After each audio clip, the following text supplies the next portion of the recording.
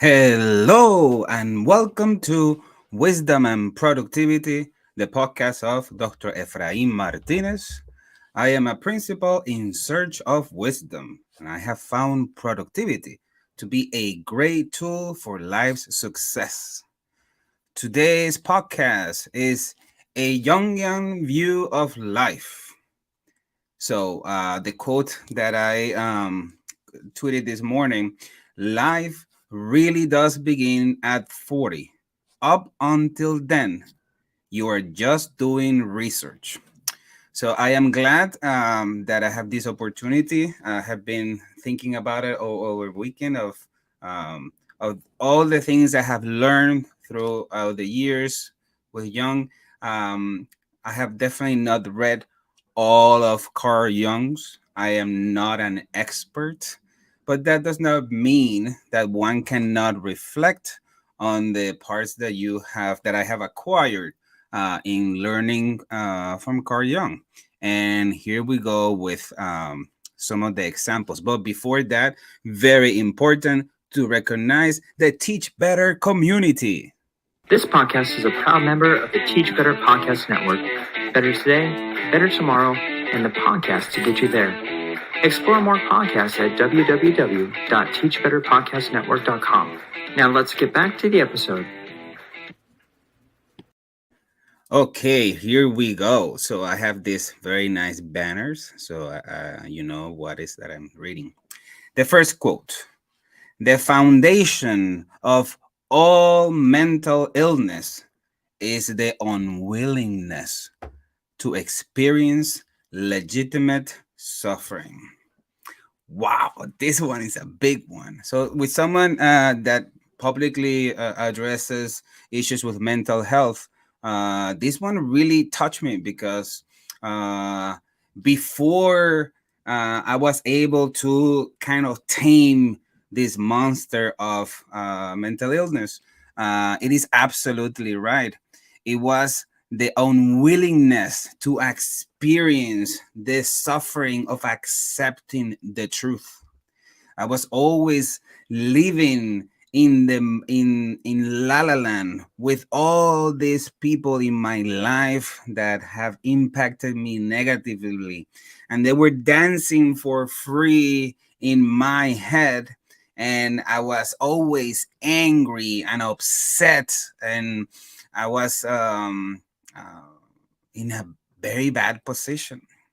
But once you accept that you let that vulnerability come out and accept the truth of the things that have happened and the things that you cannot change, because that's one thing that we cannot go back, like in the Marvel movies, and stop time and pause it and make it better. And besides, anything that happened to me and what I have today, my life, my family, my children, my wife, all the beautiful things would have never been possible without them. So I am not justifying anything, but this quote is very important to me because it makes me realize that as an educator, I need to support the people that I lead and the students that I try to teach, that they need to understand that in order to tame this monster of anxiety and depression, all other issues, we must accept the truth, and that will set us free. Next quote: we are not what happened to us, we are what we wish to become. Think about it. If you ever I'm sure at some point you say, I want to be this, I want to be someone, I want to be happy, I want to be liberated, I want to live a good life. Those are always good aspirations that define who we are.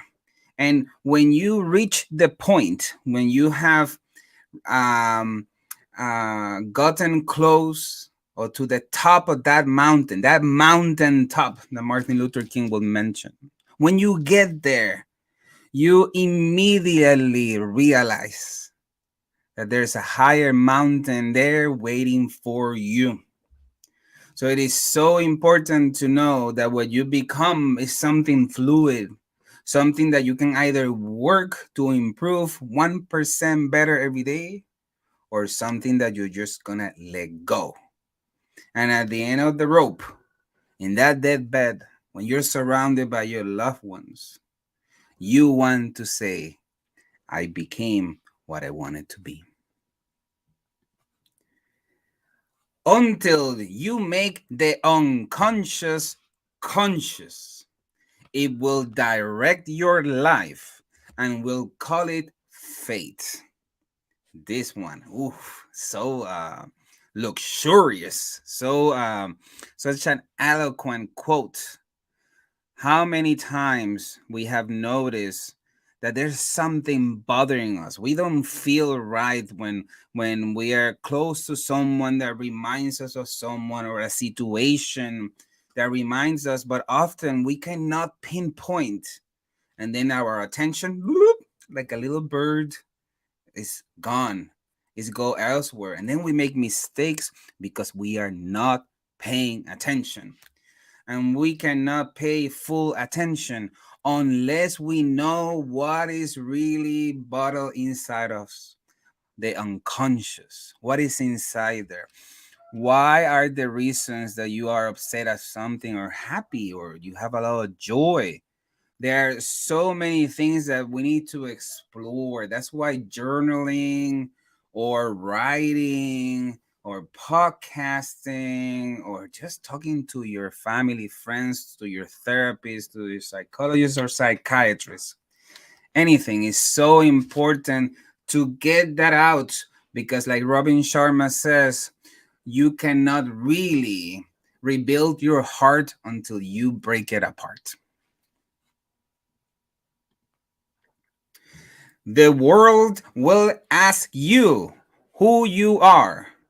And if you don't know, the world will tell you. What a great quote to tell to students, especially that they're like in this.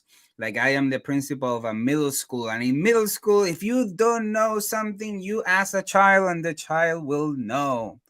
Yet, they think they know. And often adults too. We don't know where we're going, and yet we live day by day and we stop and do the same routines, but we don't know who we are. And then we are lost, and then we are angry and we are upset, and we think the world is is not for us and nobody understands us. But often it is that we cannot understand ourselves. So one thing that I did that I highly suggest, I did it in plastic plates, but you can do it in paper too, or in your computer or on your phone. Write the names of everyone in your life that have hurt you. And then in the other side of the plate or the paper, you are going to write the names of all the people that you have hurt, because we are, none of us is perfect. Everybody has meter la pata or make a big mistake or said the wrong thing or the wrong joke or anything. We're not perfect. And when we are able to clean our mindset of all that powder that is not allowing us to see life the way it's supposed to be, then we are destined for others to tell us who we are. We are destined to do the professions and careers that we do not want. And then we bring unhappiness to life. So it's so important that we help students understand that life is like a long rope, and at some point it's going to end. And everything that they're able to construct around their life is going to determine the quality of their lives.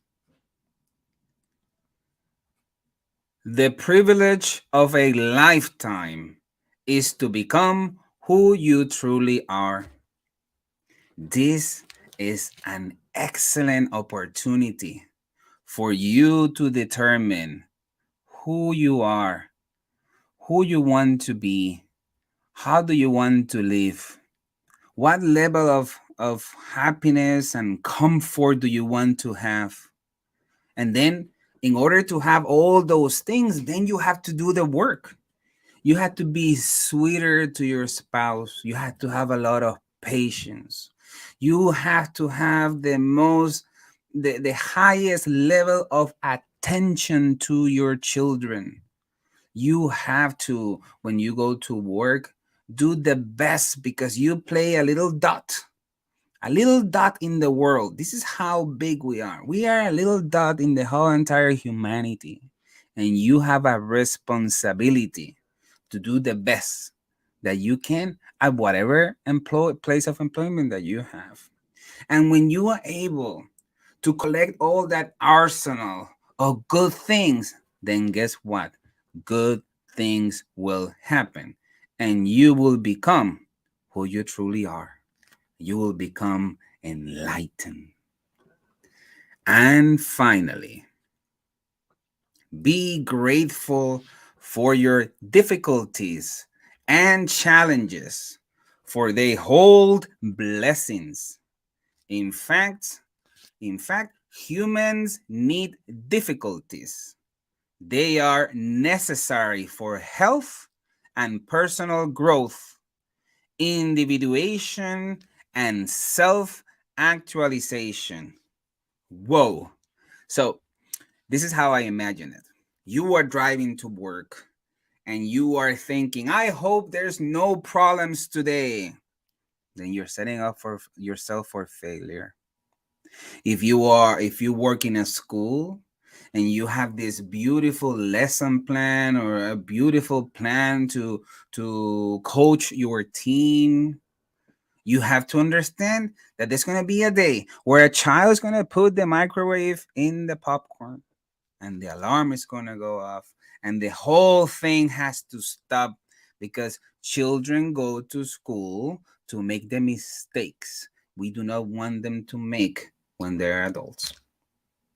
So if you go with the understanding that problems are part of life and you determine what to do with that problem, if you want to get all angry and upset and you want to break stuff, you wish this, then let me tell you, life is going to be quite difficult.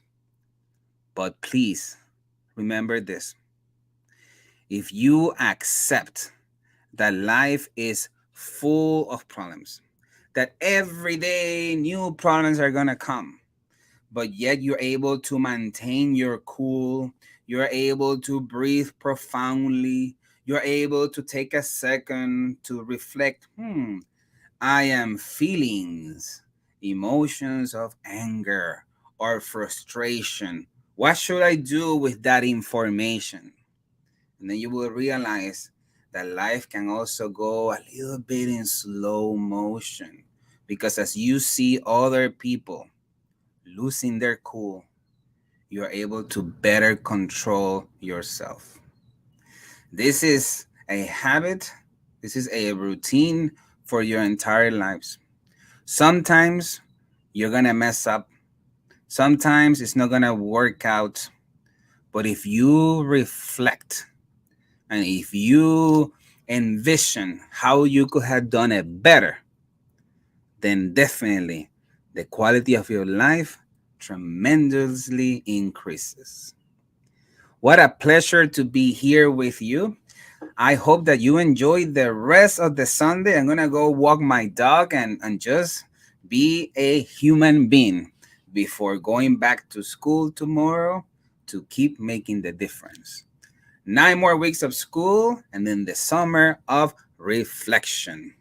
Thank you so much for being here. It's such an honor and have a great weekend. Peace and calm.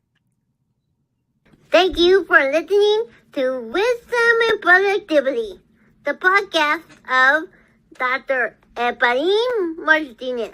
Chulu. And LS.production. Chill out. Bye-bye.